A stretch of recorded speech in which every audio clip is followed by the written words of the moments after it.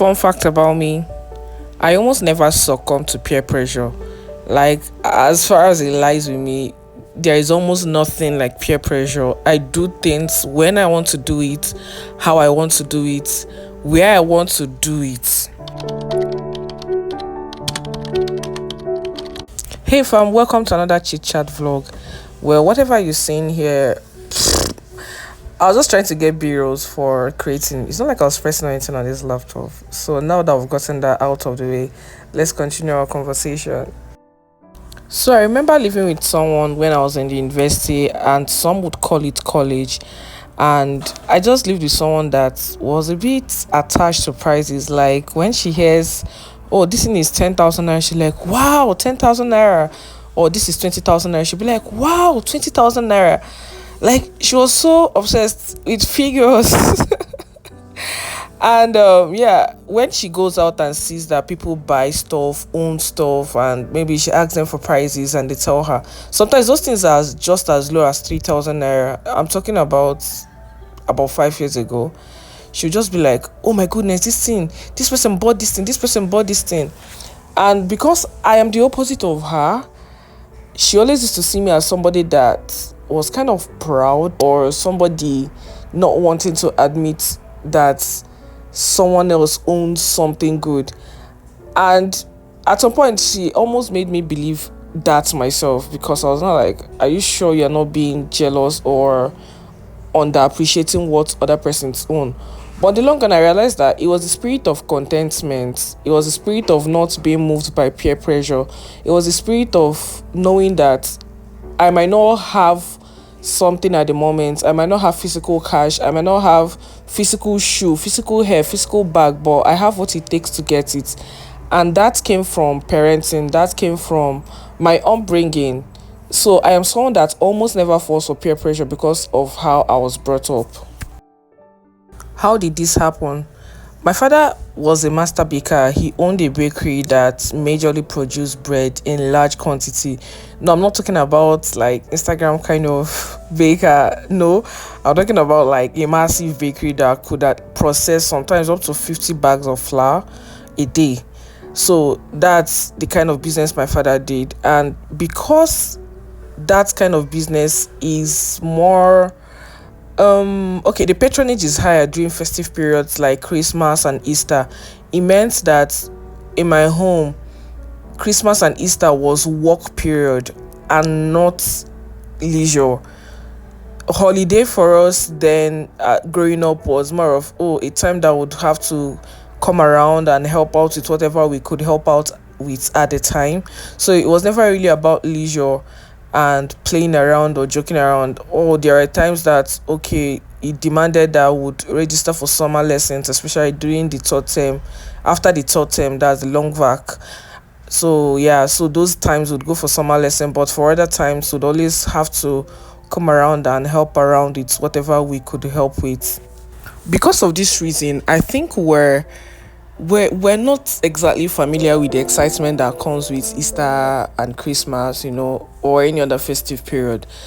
Like, as a matter of fact, we dreaded it as kids because we knew that it meant more work.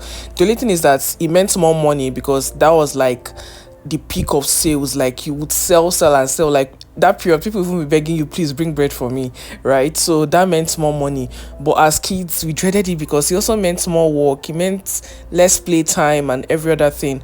So when I see persons like celebrating Christmas, oh, of course I'm happy about the birth of our Lord Jesus Christ, but I'm usually not as excited as people usually are. So when I see persons say, oh, I love Christmas so much, I'm like, bruh, I can't relate. Then Easter, the same thing.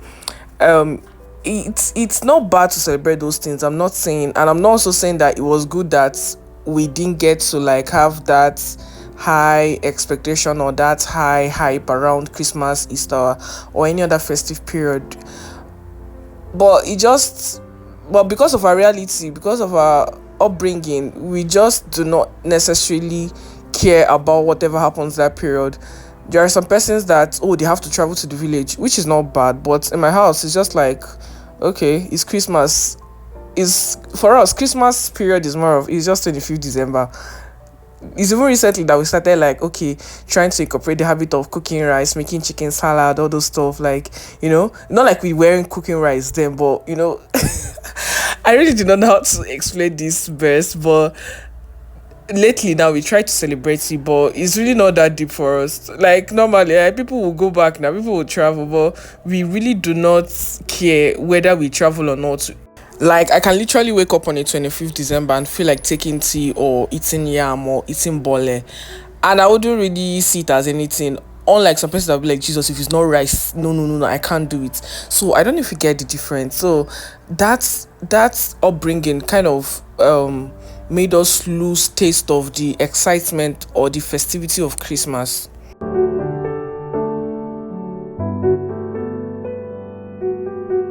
So those trainings, those exposures, those realities made me, it formed me a lot when it comes to peer pressure and contentment, because as a child I wanted to go for Christmas, travel to the village, play around with my fellow kids, but I couldn't do that because of the nature of my father's business, right? I wanted to go for summer vacations in London because the school I went to, children go for summer vacations in London. Ask around, brighter school. Oh my goodness. Like, it was crazy. Like, so people are coming back and you are seeing them at London Bridge, pictures they took at London Bridge, or pictures they took in plane, and you are getting used to the fact that at home you can't do that. Maybe not, I wouldn't say my father couldn't afford it, but it just was not a priority in my home at the time. The most important thing at the time was business. Like, how are we going to get money for this next thing? We need to get money, we need to continue this business, we need to keep running this. Of course it has its downsides, which I'll talk about later in this video, but it also made me get used to the fact that I might desire something, but I may not always get what I want in life. So it makes me contented with the one I have. I'm not saying I never desire something that my peers or my mates have. No, I'm just saying that that extra desire to go out and get it by all means died with those things. Since I'm not fussed about celebrations like Christmas, Easter, birthdays, what else is there to kill myself about? I remember when I was being called to bar, my mom was not in the country for almost throughout that year, and I was being called to bar by December, so she just came in around November or so. Everybody was just making plans. Oh, I'm doing this party, I'm doing that party, which is not bad, absolutely not bad. But because of that, this thing, I just checked my account balance. I was like, I have the money to do this, but I am going for NYS after this, and I'm not very sure of what the future holds. So I'm not about to spend the money. I know that if I wanted to throw a party, I would have thrown a party, of course, and that's on God. God know they use me play. God is very faithful, right? God they provide, right? But because I am not just someone that really forces about celebration, like I've never thrown a party in my life, and I'm almost 30. I have never thrown a party. It's just because of those things that happened to me as a child. So I just celebrate things. I'm happy, I'm grateful, I'm thankful, and I keep it moving. My mom even wanted to come for my call, but I was like, Mom, you just came back. Relax, don't come and start blowing that flight money. Use it and do something else. That week that we went for call to back clearance, I just spent the week in the hotel. After going for my clearance, the other days I was in my hotel room. I was just seeing people's pictures and videos of people going exploring Abuja, which was good. I'm not saying that I can't do that, but I just did not feel like, because it is just now part of me. So before something that somebody does or people do or somebody has gets to me, it's usually very difficult. Of course, if I see that someone has something, maybe let's say a sneakers or any other thing, what I'll be looking out for is the functionality of that sneakers. Oh, do I need that sneakers right now in my life? How useful is it going to be to me? How is it going to improve the quality of my life? That's what I'm looking at, and not that my friend has that sneakers.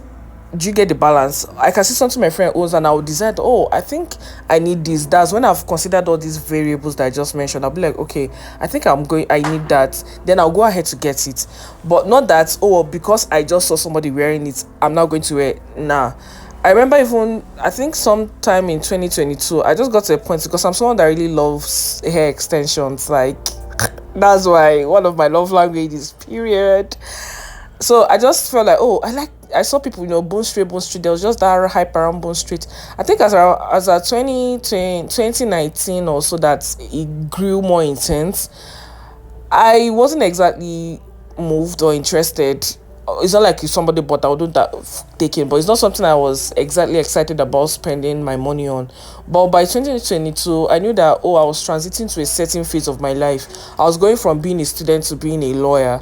So I knew that one of the things that helps, one of the things that matters, one of the things that counts is your appearance. And for me, when it comes to appearance, hair is part of it. I really do not care much about clothes. I don't mind wearing thrifts as far as I combine it well and look good, right? Yeah. So, but one thing I know that I like to spend my money on is good hair extensions. So as a 2020, that was when I started considering, okay, I think it's time to buy a bone straight hair.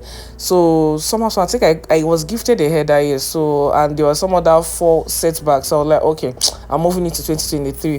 So in 2023, which was last year, I tried to get, and there was a bit of friction between I and the vendor that was even a bit dramatic. She had to refund me because what she sold to me did not have a good quality. And yeah, she refunded me. By the time she refunded me, I was even at a disadvantage because I had to add up money, the whole dollar thing fluctuating. I had to add more money to get it.